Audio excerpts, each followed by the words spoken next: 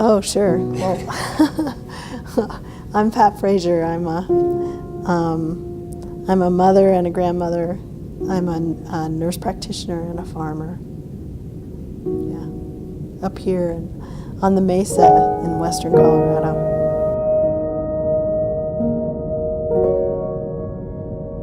Can you explain your relationship to the farm and vice versa?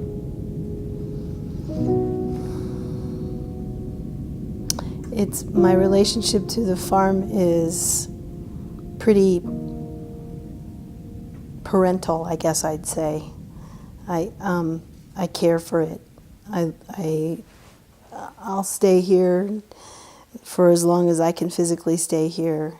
It's kind of like a parent and a child. And then the relationship from the farm to me is the farm teaches me how to be patient and calm and what to listen to in terms of the nature, spirits and nature itself, and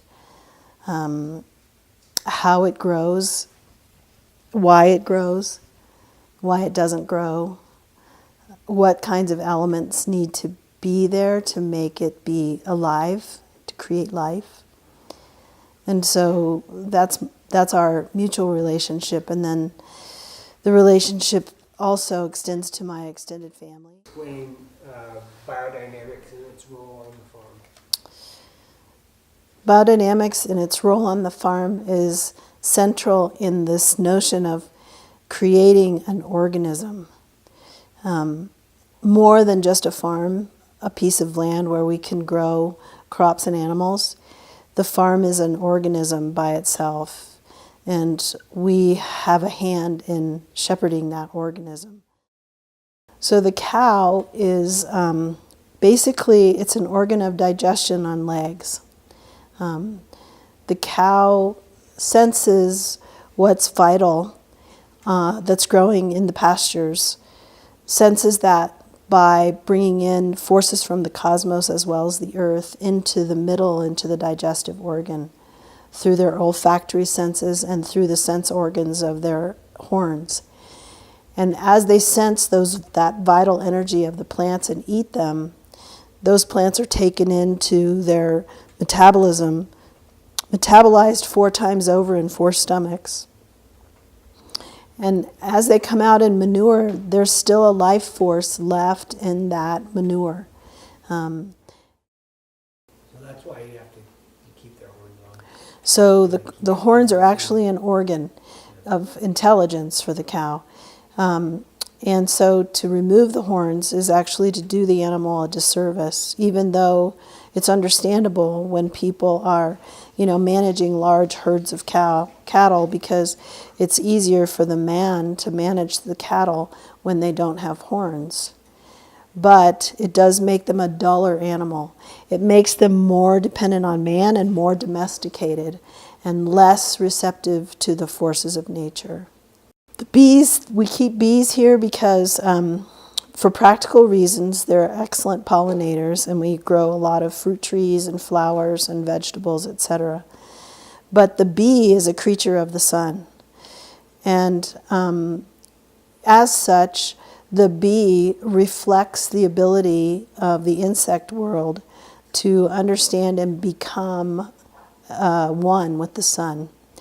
And in that quality, we reflect what Earth came from, because Earth came from the sun being into manifestation. So the bee actually comes into play to inform the rest of nature here of our existence as a star. So the preparations are as basically our method. It's really not fair to just call them a fertility method, because what they really are is stimulating the inherent wisdom of the soil. When we stir the preparation, the spray preparations, we stir it in a pattern of a vortex. While that pattern is occurring, the preparation of the horn manure or the horn silica is being imprinted in that particular pattern so that the water takes up the force of the preparation.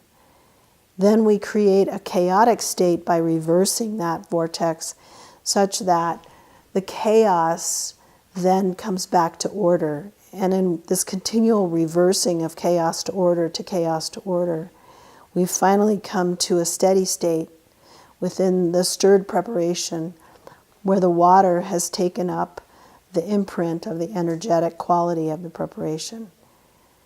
When we spray the quantities on the field, we spray very minute amounts of the preparation compared to how much water it's dissolved in.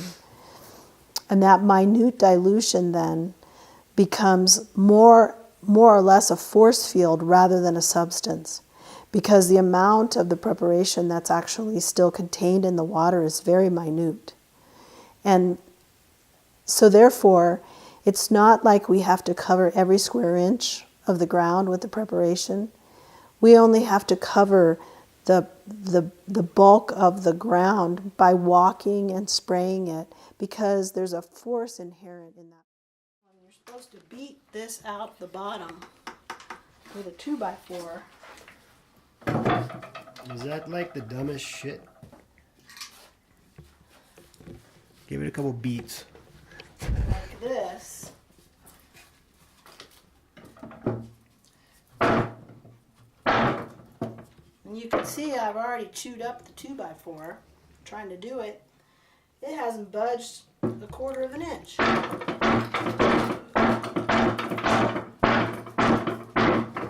This would be a good video for solo.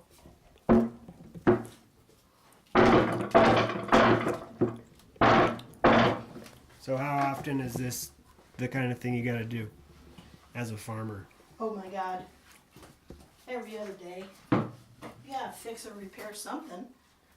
A sprinkler, a sprayer, a fence, So is it a gate. is that your favorite thing to do? No. It is not my favorite thing to do. But you gotta be able to fix stuff, because you can't be able to buy new things every time. You go broke.